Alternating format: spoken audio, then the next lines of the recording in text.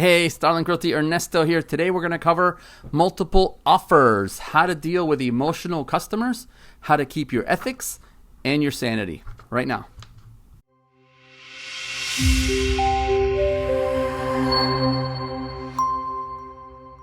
Hey, the 2021 buying season is here, and it's here in a big way. You may have already come across a couple of multiple offer scenarios, either from the buy side or from the sell side. I know that I have. Our phones are ringing. My phone is ringing. There is some confusion with this. So I wrote a little article here that's going to help you go through this process from both sides, from the buy side, from the sell side. And I have a little bonus tip here at the bottom, so stay till the end, because I'm going to show you how to have a conversation with your buyer that helps that buyer become calibrated enough to make strong decisions regarding multiple offers. Okay, the better educated customers make better decisions. So we want to educate them throughout the process. They know what we teach them. So think of it that way. First thing to work on, how do you know you actually have multiple offers? Let's say you're a listing agent and you have a listing, you put it up on the MLS. Next thing you know, you have an offer on the table. Okay, that's an offer. Before that offer gets signed by both the buyer and the seller, it becomes a contract that goes directly into the escrow phase. Before that happens, if you receive a second offer or more, you now have multiple offer scenario. So that is the trigger. If you have an offer on the table which is not signed, you receive another offer, you now have multiple offer scenario like a trigger. You now trigger the next 9 steps that I'm going to show you on what to do next. Are you ready? Because here we go. Firstly, multiple offers means you already have an offer in hand, it's unsigned, and another one or more come into the picture. First thing you do is reach out to all agents that submitted an offer. Okay, that's the first step. Second step, do not reveal the details of the other offers. Doing this is unethical and fails in your fiduciary responsibility to the seller. So don't do that, okay? And also don't expect the selling agent to give you details about other offers when you are on the buying side of that. If you do get those details and information, good for you, but remember that's unethical. Not for you, for the person that gave you the information. Number 3, ask those agents to submit the highest and best offer from their buyers, okay? Number 4, set a reasonable deadline for when those offers are to be submitted to you. So if I'm the listing agent and I'm calling you and I'm saying to you, Mr. Agent, Mrs. Agent, deliver the highest and best offer that your buyer is willing to submit by Thursday at 5 p.m., okay? And then on Friday at 5 p.m., my seller will select the highest, or my seller will select the offer that they like the best, the most attractive, the best terms, the best money, etc., etc. So that actually is the number 5. Set another deadline for when your seller will select the most attractive offer, okay? After the seller selects the most attractive offer, the winning offer, notify the winning bidder through their agent. So call the agent, pick up the phone, shoot a text. Hey, congratulations, your buyer has won the bid. We can now move to the escrow phase. Congratulations, happy to work together. Let's get this done, all right? Also, number 7, contact the losing bidders and let them know that the seller has selected another offer. Thank you so much for submitting yours. Don't forget to thank them. Thank them like a pro, because this is what we do, okay?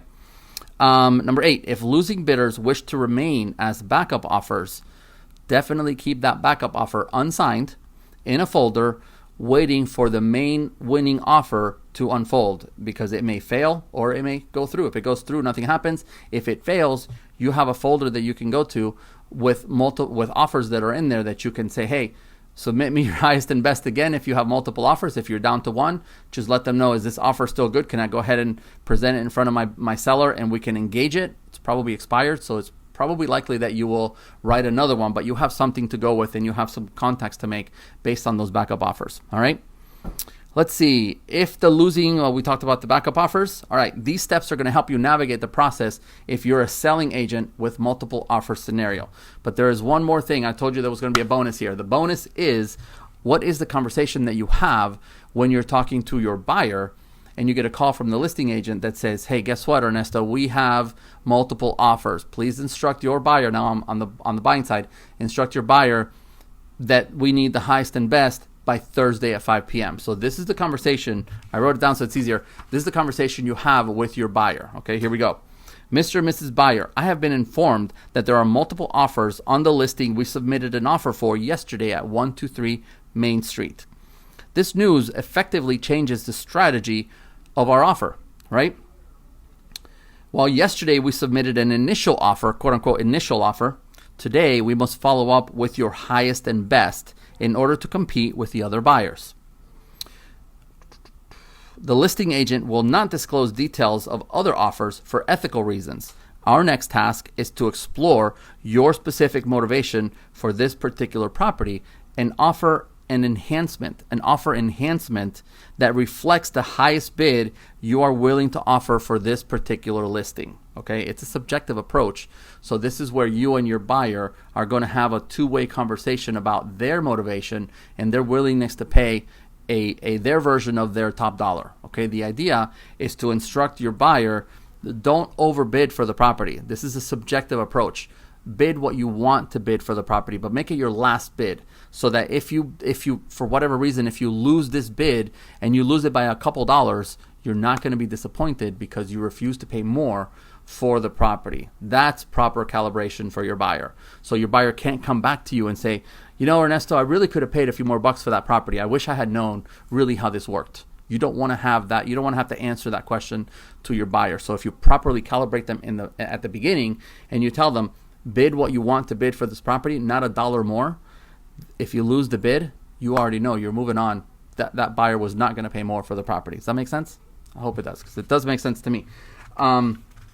Doing this will ensure that you're able to represent the goals and motivations of your buyer correctly. So respect the timeline that the selling agent gives you, submit that enhancement, hope for the best, and hopefully you win the deal and go forward with that. I promise you, these steps that we're going over here together, it's also going to be written down so you can keep it with you, will help you navigate the treacherous process sometimes and the emotional process sometimes that we have to deal with, both with our sellers, with our buyers. Remember, it's not always about price. Sometimes it's about terms. Sometimes it's about other things. So be diligent. Communicate with your buyers, communicate with your sellers, communicate with your cohorts, with the professionals in the field. And if you do this, you're going to be just fine. All right. So just a little primer there on multiple offer scenarios. I hope you get something out of this. And if you do, let's talk about it. Let's have a conversation wherever the conversation stuff is. So love you guys. I'll talk to you soon. Bye.